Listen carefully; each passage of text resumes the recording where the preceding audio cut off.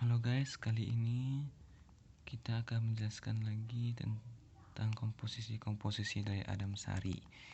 Setelah sebelumnya kita membahas 6 komposisi dari Adam Sari, 6 komposisi utamanya. Sekarang kita akan membahas tentang apa saja bahan-bahan lainnya yang memenuhi 7 gram untuk satu saset Adam Sari ini.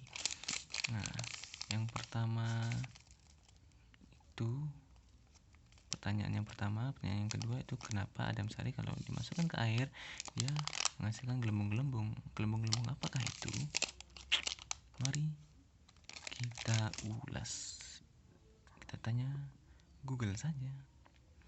Nah, setelah kita lihat apa itu yang mengisi berat dari Adam Sari ini sehingga mencapai 7 gram, padahal semua ekstrak-ekstraknya ini itu cuma dihitung-hitung paling tinggi 1,5 gram, jadi masih ada 5,5 gram lagi, dan itu biasanya diisi oleh zat pengisi massa istilahnya yang memberatkan atau membuat ini menjadi lebih banyak, sehingga ya psikologi orang membeli nggak terlalu terpengaruhi karena terlalu sedikit gitu loh.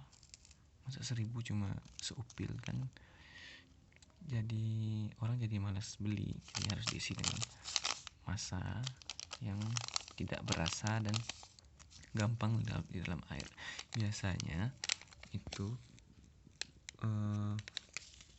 minuman-minuman serbuk ini menggunakan maltodextrin. Nah, maltodextrin ini berbentuk serbuknya itu yang digabungkan ke dalam ekstrak Adam Sari. Cuma Adam Sari nggak tahu apakah dia memakai senyawa itu juga atau senyawa yang lain, tapi yang biasa dipakai oleh industri makanan minuman itu maltodextrin ini. Makanya dia bisa mencapai 7 gram. Selain juga dari sukrosa mungkin ya. Dia kan sengaja gabungkan biar seakan-akan itu sukrosa bukan bahan-bahan lainnya. Selanjutnya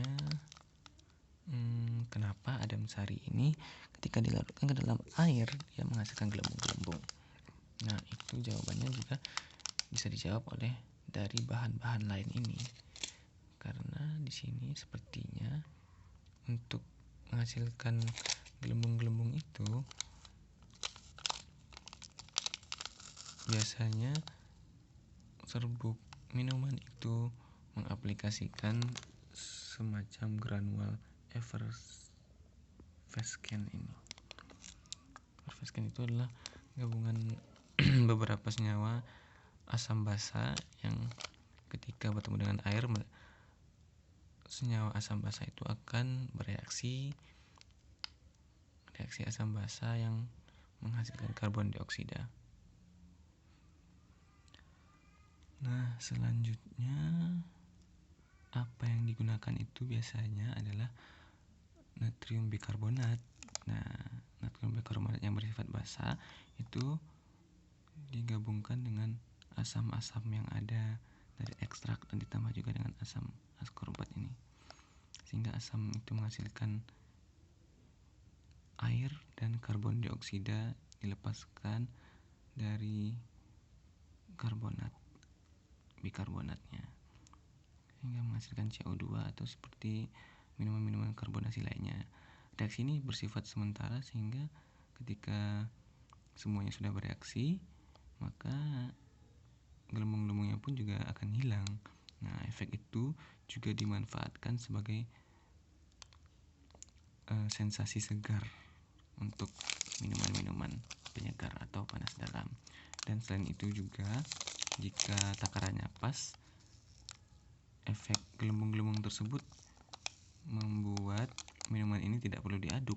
Nah, kini tidak perlu diaduk karena jika takarannya pas, mereka akan larut sendiri dan akan dibantu dari gelembung-gelembung tersebut sebagai agen pengaduk dari serbuk ini sehingga cepat larut di dalam air. Nah, begitu. Lebih kurang begitu. Tapi karena penggunaan asam bikarbonat tadi, minuman ini akan menjadi sedikit pahit, sehingga makanya diperlukan pemanis buatan untuk menyeimbangi rasa pahit itu sehingga tetap jadi manis lagi gitu. Sekian dulu penjelasan Adam Sari, mudah-mudahan bermanfaat dan menginspirasi. Sekian, assalamualaikum warahmatullahi wabarakatuh. Sampai jumpa di video berikutnya.